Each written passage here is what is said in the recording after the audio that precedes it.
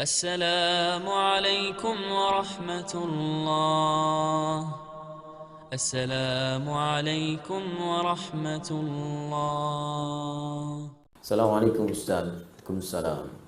Semoga Allah muliakan Ustaz. Semoga Allah muliakan Anda lebih daripada Allah muliakan saya. Ustaz, pada tahun kemarin tanggal 10 Desember saya waktu itu ada acara seminar, tiba-tiba saya menemukan uang 250.000. Kata guru saya, karena saya bilang kepada guru saya ada uang hilang, dan guru saya Ustadz juga. Ya, guru itu Ustadz. Ustadz itu bahasa Indonesianya guru. Guru itu bahasa Arabnya Ustadz. Ya. Dan guru saya Ustadz juga. Ya. Dia mengatakan, udah uang itu jadi milik kamu. Ah, ini dia. Karena saya tidak tahu ilmunya, saya pakailah uang itu. Nah, ya. Sebagian disodakohkan, iya, rumus. Sodakohnya kurang lebih berapa ini? 20.000, 70.000. Kelihatannya sih berapa ini Mas?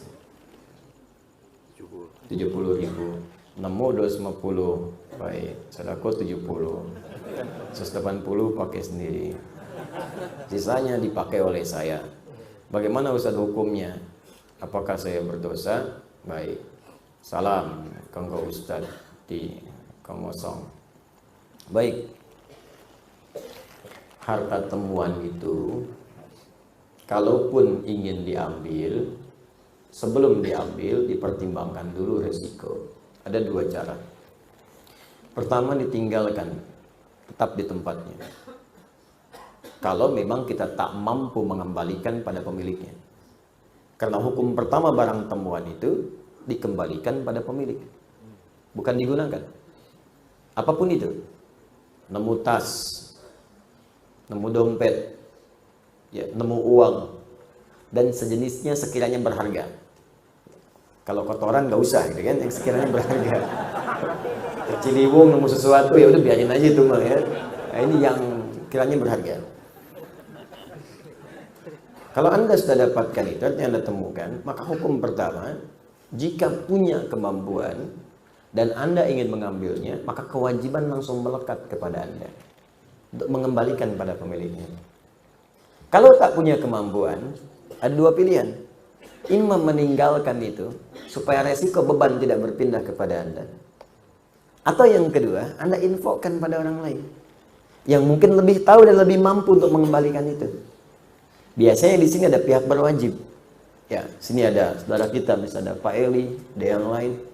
Kembalikan lewat orang atau yang punya kemampuan, punya instrumen untuk melacak itu. Pak, saya menemukan uang ini, Pak. Saya tidak tahu pemiliknya siapa. Tapi yang kita rujuk itu punya kemampuan untuk melacak, ditemukan di mana, bisa melihat sidik jari, macam-macam dan sebagainya. Yang kira-kira bisa dikembalikan dengan nilai berharga, ya. Baik, tapi kalau Anda merasa di situ punya kemampuan atau ingin beramal soleh sekaligus mencari pemiliknya untuk dikembalikan, maka pertama niatkan untuk beribadah kepada Allah. Itu dulu. Ingat, kaidah ini penting. Nanti begitu Anda niatkan karena Allah, maka Allah akan melembutkan. Orang yang memiliki barang itu boleh jadi ada manfaat yang Anda dapatkan dari situ. Nanti saya berikan kisah lain terkait ini. Nah, apa yang terjadi kemudian? Maka berusaha kembalikan dulu. Cari jalan. Anda mencari, nggak ada nih kemudian pemiliknya, nggak ada alamat, nggak ada macam-macam. Cari dulu, cari wasilah, tanyakan ini, tanyakan itu, ya, dan seterusnya. Sampai kalau kemudian pada masa tertentu tidak juga ada kunjung kabar, Anda tunggu sebulan nggak ada kabar, 2 bulan nggak ada kabar, 3 tahun nggak ada kabar, tidak sama sekali muncul pada saat itu, maka walaupun status barang itu kemudian dinyatakan tidak ada pemilik, yang berhak diambil oleh Anda bukan seluruhnya. 2/3 Anda sedekahkan, 1/3 Anda ambil. Jangan diambil semua. Ya, berikan kepada yang lain dulu. Hak yang lain berikan, Anda ambil sebagiannya. Jelas sampai sini? Baik. Tapi yang saya katakan sekali lagi, lebih baik kalau pun tak mampu, Anda serahkan kepada yang punya kemampuan untuk merujuk. Tapi kalau Anda kira-kira punya rasa, kayaknya si fulan nih, Anda ambil dan niatkan kepada Allah. Di situ nanti ada hal yang sangat indah. Pernah terjadi kejadian, seorang pejabat di Indonesia umrah, membawa uang cukup banyak, 3 miliar di kantongnya. Ya. pakai dolar dia bawa itu. Ini kisahnya tercerita langsung ke saya. Begitu kemudian teman-teman didapatkan itu, ketinggalan di bandara. Ya karena dia mau niat ibadah, ya sudahlah, biarin aja gitu kan. Dia jalan aja, sudah macam-macam. Tiba-tiba ada yang ngantarkan. Pak, katanya saya menemukan ini kayaknya punya bapak tadi. Dia, oh iya betul ya, katanya punya saya ini. Nih silakan. Udah begitu dia buka utuh semua, nggak ada ambil, nggak ada apa. Tiba-tiba dia ambil $20.000, langsung diberikan. Pak, bawa aja ini, silakan. Silakan katanya. Jangan Pak, saya karena Allah, bukan. Memang Anda kerjakan karena Allah. Nah ini bagian terima saya. Syukur saya kepada Allah, berterima kasih kepada Anda. Dia ambil $20.000, dia diberikan kepada dia. $20.000, 260 juta, langsung ambil. Berikan. Banyak kejadian begitu.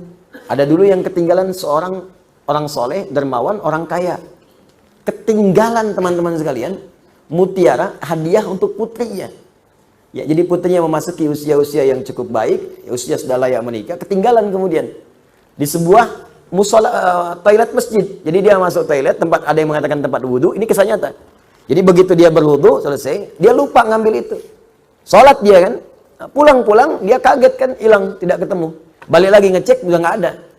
Ternyata tiba-tiba ada yang mengetok pintu, seorang pemuda datang ke rumahnya dan mengatakan, saya menemukan ini, ada mutiara, ada macam-macam, dan saya melihat ada kartu di sini menunjuk kepada alamat ini. Saya pikir mungkin kartunya tidak penting, tapi saya lihat mutiara ini nampaknya sangat penting bagi Bapak. Silahkan Pak dicek lagi apa ada yang hilang atau ada hak-hak yang belum saya kembalikan. Begitu dibuka semuanya utuh. Apa yang terjadi? Dipanggil putrinya. Ketika dipanggil putrinya, dia katakan, nak, Bapak ingin memberikan hadiah ini tapi tertinggal tadi di musola, tiba-tiba datang seorang pemuda mengembalikan ini. Pemuda ini boleh jadi bukan mutiaranya yang penting, tapi pemuda ini yang dikirimkan oleh Allah menjadi bagian hadiah untukmu.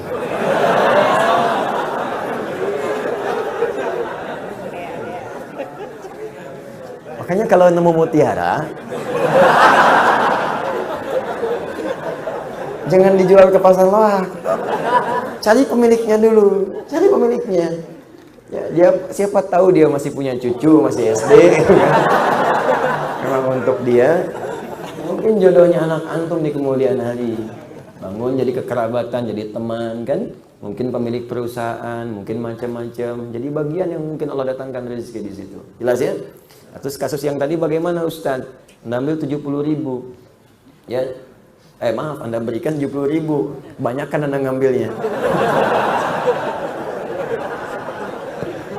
Ya, 250.000. 250.000 bagi 3 berapa? Ayo cepat. Cepat tuh Joni. Berapa? 80 sekian, 82, ya kan? Maka ya sudah, Anda kembalikan aja dulu, tambahkan yang tadi. Ya, keluarkan. Berarti kan yang Anda ambil 250.000 kurangi 70, 80, ya kan? Maka 100.000-nya keluarkanlah, ya, keluarkan. Dikeluarkan kemana Ustaz? Sedekahkan kepada yang memerlukan. Ya, berikan, dan semoga Allah ridha dengan apa yang telah Anda kerjakan insyaallah.